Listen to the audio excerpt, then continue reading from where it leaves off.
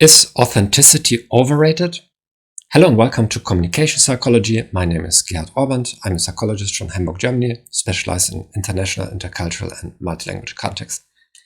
Has somebody told you already you need to be more authentic? Maybe you have read this in a self-development book. The question is, what is your definition of authenticity? Is it you always need to behave and speak in the same manner in all situations with all people? Or is it more like I need to express everything that's inside of me in any given situation? I need to verbalize all my emotions and feelings? Or is it more like I need to be sincere? I should not pretend being somebody I'm not. In my case, I adhere to the first definition during many years, and that really made me a very bad communicator. I'm still struggling with that. I had the idea that it is a virtue to always speak in the same manner to all kinds of people and also about the same topics. So this is, of course, you have immediately understood this, completely egotistic.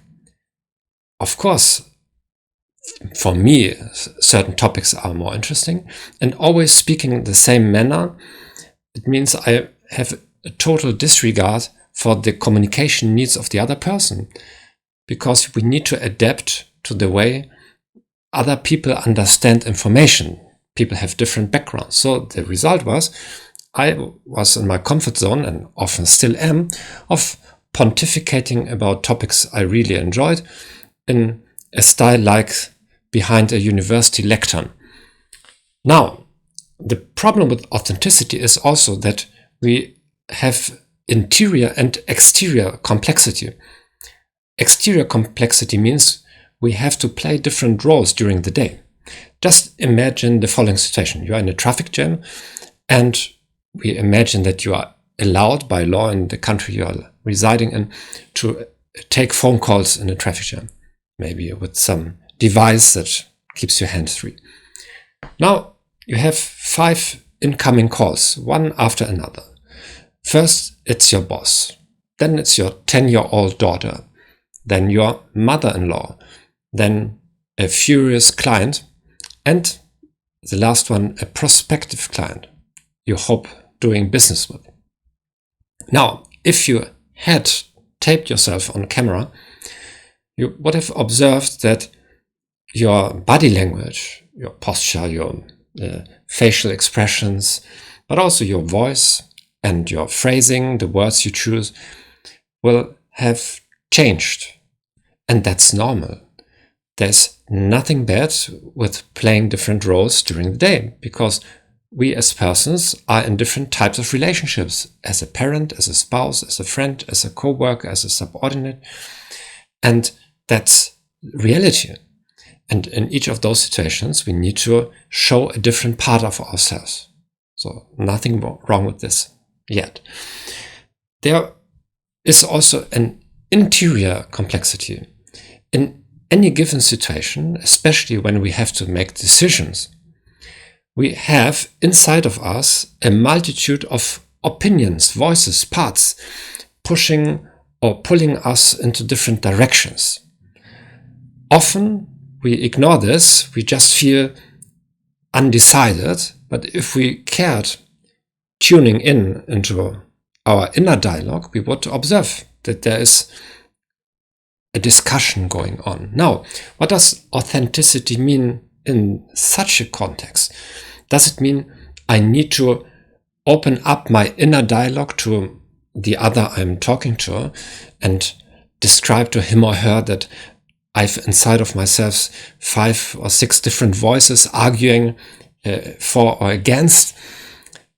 Now, you see, the problem with this is that it takes a lot of time, and we cannot show everything that's inside of us to another person. Also in the first situation, when we have different roles to play, we have limited time in any given interaction, and we need to make a choice.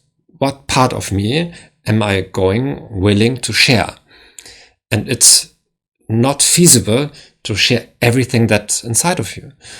And it's logical that you adapt what you share with the given person, with the given situation, to make it more adaptable to the situation, and often also to be more favorably received by the other person. Now, so it's not feasible to share your entire internal dialogue, but what most people do is they automatically, not consciously of course, they verbalize, if they verbalize what's going on, just one part of themselves. So one dominant voice inside gets verbalized. It may be, for example, a very aggressive voice. Maybe they have inside also a voice being more afraid or cautious, but they don't share that with other people. So that's the big problem. Another problem is that, yes, authenticity is a value in communication. It's a goal to strive after, because at least in Western cultures, being authentic helps creating trust in business relationships, private relationships. Of course, there is a cultural difference. For example, in some Eastern cultures or Eastern European cultures, former Soviet Union countries, for example, especially for a male, it's not accepted if you share too much about your inner world. Like, for example, let's take a business situation, a corporate situation. You are in a bad spot because a co-worker or an employee, subordinate, didn't submit something in time. So now you have a problem at hand with your superior or with a client. You want to talk about this with the other person, and if you keep completely calm and just talk about the work or the factual information, then you are not being true to yourself. So you should, in a Western European context, strive to express your frustration. The question is, of course, how you do this. If you attack the other person, then maybe it's not very productive to do this, but you should at least give the other person a realistic impression that, yes, I'm really upset. Now I'm in a bad spot. I have clients calling me. I have my own deadlines to meet. So I'm quite disappointed or angry or upset. Now, in some countries, some regions, it's not acceptable for a male, especially, to say, I'm disappointed. It would be a sign of weakness to show that I have emotions, that I have disappointments. Then the other person would come back at you and say, well, that's your problem, that you had expectations. So it's a balancing act. You need to include also the culture you are working in. But it's not only authenticity. Another very important question is you need to strive for compatibility or congruency with the situation and the other person. So you are going to give a speech at a wedding or a speech at a corporate event. Now, you may have some beef or some disagreements, some previous misunderstandings with, like, the bride or the bridegroom, or with your boss or other co-workers. But expressing that during your speech would not be congruent or compatible, suitable to the situation. So standing with the microphone and opening up on your disagreements is not the right context for that. So in such a situation, you would reduce your authenticity and you would postpone this for another suitable situation. So it's a balancing act between authenticity and suitability or congruency with the situation. What's the logic or the truth of the situation? What does the situation require?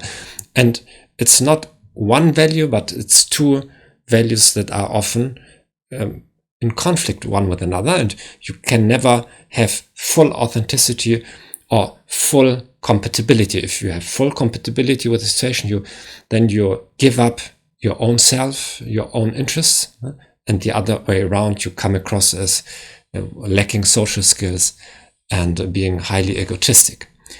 Now, I hope this was useful as a reflection. Please write your comments. What's your definition of authenticity?